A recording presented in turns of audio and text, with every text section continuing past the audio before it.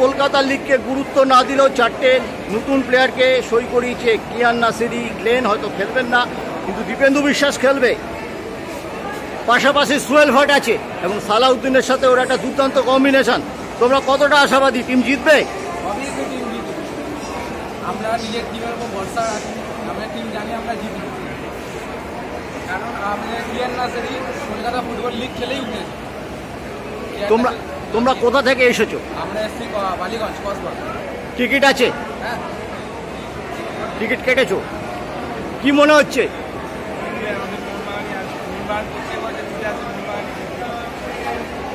আগে CFL derby আমরা হেরেছি, হেরেছি। আগে একটা টিমের কম্বিনেশন ভালো ছিল না, বাট এই বছর আমাদের জুনিয়ররা খুব সুন্দর খেলছে, ইভেন আগের ম্যাচগুলো ভালো খেলেছে।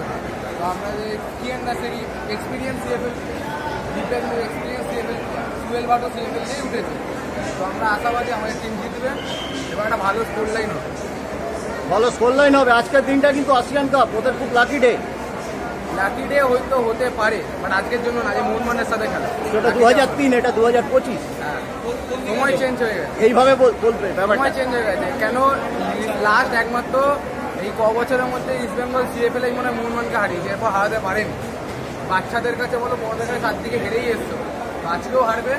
আমার টিম আজকে কিন্তু তোমরা তো পাশাপাশি যাবে, এক ট্রেনে আমরাও যাব তোমাদের সাথে। একটা শুনলে ওদের তো একটা বড় কথা, ওরা বলছে ক্লাব বিক্রি করে দিয়েছে গোয়েঙ্কার কাছে।